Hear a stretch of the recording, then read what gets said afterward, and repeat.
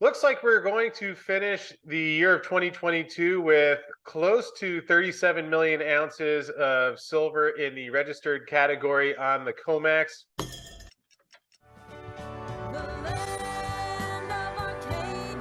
Well, hello there, my friends. Chris Mark is here with you for Arcadia Economics on Thursday, December 29th, as we wrap up a year of silver coverage in 2022. We'll be looking at the registered silver category on the COMEX, as well as recapping a lot of the themes for 2022. Interesting year that it was. And also, this will be my last video for 2022. So, did want to wish everyone a happy new year. Thank you to everyone who's been watching this year and interested in silver, supporting the channel and sharing the videos that we've been doing.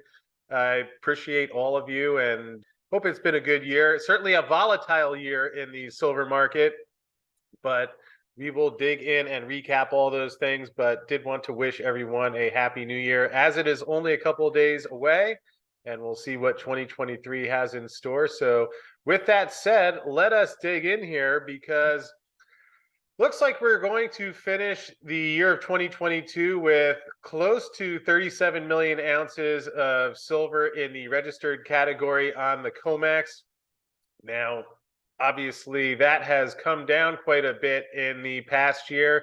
This is the yearly chart, and you can see back on the end of December was close to 100 million ounces. So basically losing about 2/3 of the amount of silver that was in there. Again, as we've talked about quite a bit throughout the year, that really began back during that silver squeeze weekend in February of 2021. It was about 150 million ounces of silver in the registered category. Again, registered being what is available for delivery. There is also the eligible, which is not available for delivery, and certainly things can be transferred in between the two. But certainly quite a precipitous drop, really, since the silver squeeze, and has gone flattened out and gone up even a little bit in the last couple of weeks. So here you can see had been declining pretty steadily, and there was a dip up in early December, then came back down, and now we've seen some metal re-enter the registered category. Taking a look back at the 10-year chart, you can see, or actually let's go even further back. You can see that there were some points where it got slightly lower back in 2016, as well as 2011, 2 years in which the silver price did rally. And certainly now, as we've seen the registered category get on the lower side again, we have seen another silver rally. So no, it's happened rather quickly, yet silver was down below $17 or below $18 in the 17 range over the summer, and was near $18 as recently as October of this year. So almost a 33% rally, as silver has gone from just about $18 to over 24.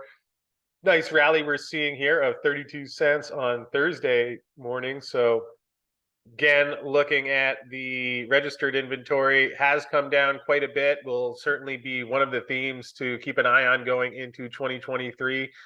Interesting to see that trend, because it is not only just in the COMEX.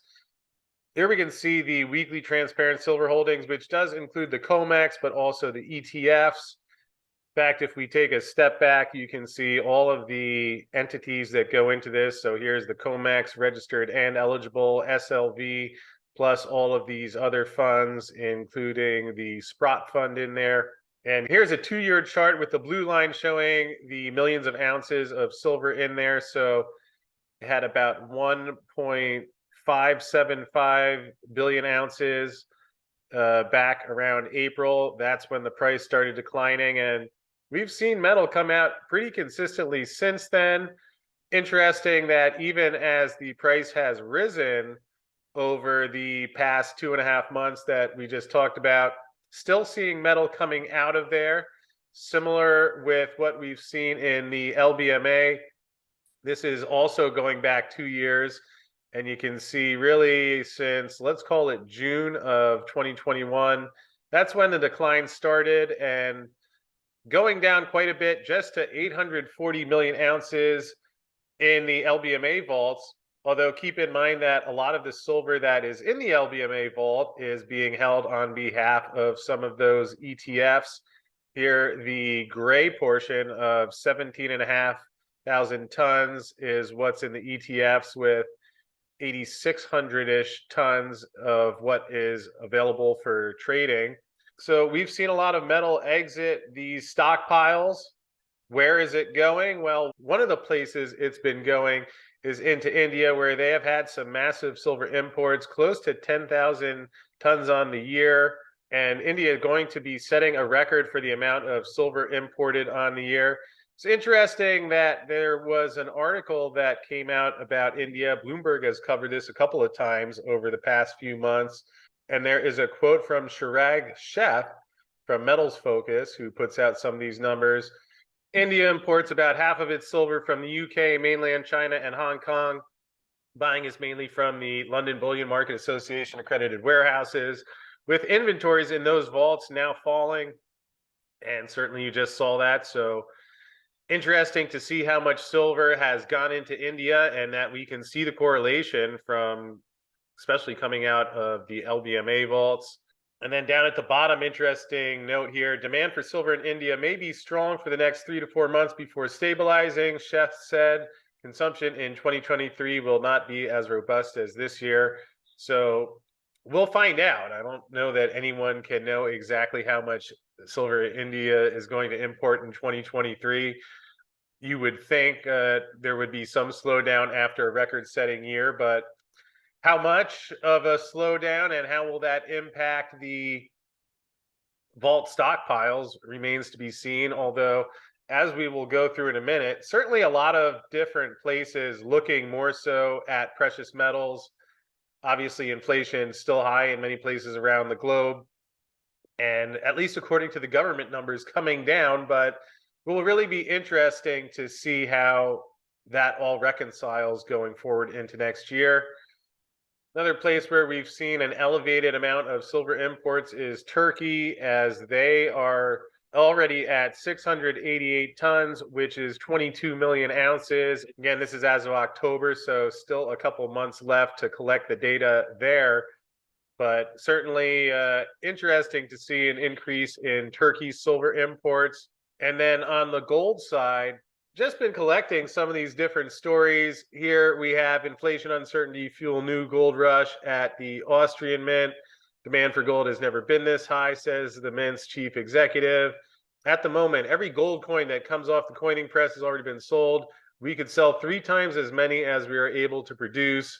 One customer mentions, I'm from an older generation. Whenever things get a bit uncertain, we come back to gold coins and tell ourselves we'll always be able to sell them. Gold has that safety factor. It's a cascade. They mentioned about the causes. It started with Corona. Then in February, Russia invaded Ukraine. That boosted sales, and rising inflation over the summer, autumn, which increased sales more. We'll see how they handle the unwinding of the Federal Reserve's quantitative easing and low interest rate policy. But in the meantime, here we have Australia's sovereign wealth fund buys gold commodities as shadows of 1970s loom. The future fund outlined the changes, which also included widening its currency basket in a note that questioned the value of the traditional 60-40 portfolio and called for an investing shift to confront a world dealing with war, inflation, and climate change. So that's coming from Australia's sovereign wealth fund. Here in Egypt, gold buying mania as national currency loses value. And we see, as the Egyptian pound has been declining, that people are rushing into gold. Similar in Pakistan, where gold hits record as economic woes spur buying frenzy. Gold prices in Pakistan surged to a record as people took refuge in the safe haven metal on mounting concerns that the nation's economic conditions will deteriorate further. People are looking at banks not clearing payments and fearing the worst. Similar to some of the concerns that people have with banks like Credit Suisse or Deutsche Bank or others, and concerns that are getting exacerbated under the Federal Reserve and the other central banks raising interest rates, which has put more pressure on the banking system. At the same time, this is not coming as new news, but China is suspected of stockpiling gold to cut greenback independence over the past decade in particular, but certainly has accelerated in the last couple of years, China as well as Russia, of course, and others making moves to reduce their dependence on the dollar. Obviously, as I mentioned a couple times already, with the Russia-Ukraine war and Russia being kicked out of the SWIFT system, I wonder if we won't look back in due time as seeing that really as a turning point for some of the things that have been happening and the move away from the dollar. Because again, the main precedent set there is that if you're a country that doesn't have good relations with NATO or the US, could you be next? And certainly we're seeing a lot of countries hedge against that. Another theme that we talked about quite a bit in 2022 was the central bank gold buying, as there was a record amount of central bank gold buying in the third quarter. And here, already getting the data from October shows that there was more gold buying as central banks globally added another 31 tons of gold to official reserves in October. Central bank gold holdings are now at the highest level since 1974. And behind a lot of this, of course, is the Federal Reserve, which was printing money for a long time, but certainly amped up the pace of that in 2008. And then again in 2020 into astronomical territory. And you heard a lot of talk all throughout this year. Is the Fed going to pivot? Are they going to reverse course? They raised interest rates perhaps as aggressively as ever, going 75 basis points at a pop multiple times until slowing down at the recent December meeting where they only raised 50 basis points. And we can see the market's pricing in a 72% chance of a 25 basis point hike in February, 27% chance of a 50 basis point hike. And we take a look out here, you see the markets expecting most likely a quarter in February, another quarter in March, before holding steady and actually cutting a quarter in December of 2023. Now, what I found interesting here is that obviously everyone's trying to guess what the Fed will do, when they will do it. And so far, Jerome Powell has talked about being tough on inflation. And we've seen some reductions in the CPI and perhaps more significantly, their PCE deflator. Yet Jerome Powell has been pretty consistent in suggesting that a pivot is no time in our near future. Although that does not mean that it is not necessarily coming. And here's something that I don't know if it got a lot of attention, although I found interesting, because in their summary of economic projections, and this is from Jerome Powell's press conference back on December 14th. So this is him speaking. This isn't a recap. This is what he was saying in the press conference. The median projection for the appropriate level of federal funds rate is 5.1% at the end of next year. So that would be at the end of 2023, half a percentage point higher than projected in September. But the median projection is 4.1% at the end of 2024 and 3.1% at the end of 2025, which is still above the median estimate of its longer run value, which at least I translate as saying that they're going to bring even lower than 3.1%. So to be clear, of course, these projections do not represent a committee decision or plan. No one knows, blah, blah, blah, certainty. Yet here's Jerome Powell even suggesting that we're going to be getting interest rate cuts. He's saying it's not going to happen in 2023, and maybe he may well be right. The market's pricing one of them in.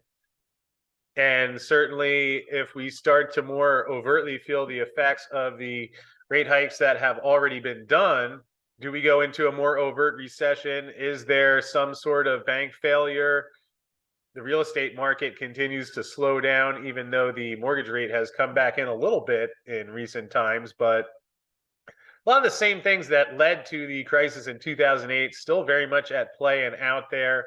And even with Jerome Powell's assessment, where we get a soft landing, we avoid recession and all that, they're still talking about cutting rates in 2024 and 2025, which means more money printing. And again, if something goes wrong in between here and there, which obviously, I guess you could say that the people I bring on the show are of a similar school of thought, yet I think there's a lot of consensus out there, even some of the banks mentioning that there's going to be some economic tough times ahead with the higher interest rates. let alone the government's continuing to spend money, the higher debt expense that they're going to have to fund. So at the end of the day, there you go. Even the Fed calling for its own pivot, saying perhaps not 2023, but we'll find out next year if that gets brought forward sooner, which of course is interesting, leads to even Bloomberg questioning, it's now clear that the QE was a colossal policy mistake. I thought so back at the time. A lot of others thought so back then. And in the end, looking objectively at the evidence, it's still not clear that all this bond buying ever did much for the economy. As Ben Bernanke once said, the problem with quantitative easing is that it works in practice, but not in theory. Well, it certainly did plenty. It juiced up asset bubbles in the stock, bond, and real estate market, and it's not an accident that we're seeing those come back in now at this particular time as the policy is being undone. That's what Ben Bernanke did not mention in his Washington Post op-ed back in 2010 when he explained the virtues of printing money and injecting the cash into the economy, but did not mention that you might get the opposite effect when you take that money out of there, which certainly is what we are experiencing now. And perhaps worth mentioning at the same time that we're seeing reduction in the holdings of treasuries. Here we see the treasury holdings of the largest holders, and Japan at 1.078 trillion. Quite a drop from a year ago when they're at 1.32 trillion. So let's ballpark that at about 20% of their holdings have been reduced. China at 1.065 trillion back in October of 21, down to 909 billion. Here we see in the United Kingdom, they're actually holding a little bit more than a year ago, but at least in terms of the two dominant buyers, they've been reducing their holdings at the same time while the Fed is reducing their holdings. And as the Treasury continues to pump out bills that call for a lot more spending going forward, we'll see how that all gets reconciled as the amount of Treasury debt will continue to increase while the largest buyers are reducing their holdings. And we'll see who's going to pick up the slack there. So hopefully this was a helpful recap of some of the major themes that we will be keeping an eye on going into 2023. Again, I want to wish everyone a happy new year. Hope you're getting set for a nice relaxing weekend. And for those of you who are going out celebrating or going to Times Square to watch the ball drop, there's something exciting where you'll actually be up until midnight as the new year comes in. Just want to wish everyone a good time. And again, before we wrap up, would like to thank BlackRock Silver, who has been one of the proud supporters of the show this year and has also been making a lot of progress. They just released an annual letter to their shareholders where they recapped some of the developments they've had this year, including their maiden resource estimate at Tonopah West. They discovered lithium on their Tonopah North project and made a bonanza grade gold discovery at their Silver Cloud project. So it's been great to follow their progress and see them move things along. Tonopah West, we delivered a maiden resource that establishes the project as one of the highest grade undeveloped silver projects in the world. And through a step out drill campaign, they were also able to double the footprint of high grade mineralization beyond where the maiden resource estimate left off. Again, they also had that lithium discovery at Tonopah North, and almost as they were about to move on, they found mineralization at their Silver Cloud project recently, where they announced 52 grams per ton gold and 600 grams per ton silver over 1.5 meters, demonstrating that Silver Cloud could have mineralization similar to the Midas deposit in that area. So congratulations to Andrew Pollard and everyone on the BlackRock team for everything they've done. Thank you again to BlackRock for their support of the show and making all these episodes possible. So with that said, I'm going to wrap up and say one last time, Happy New Year. And thank you to everyone who has been watching the show all year and been following the things that have been going on. Interesting year in the silver world, and hope it was a nice part of your year to have our conversations on a daily basis. Have some exciting changes coming to the show in 2023. Where we will be having a couple new hosts on there and just some different perspectives and things to make the channel stronger and more enjoyable. So either case, going to wrap up for now, but look forward to seeing you again next year. Thanks for being here and Happy New Year.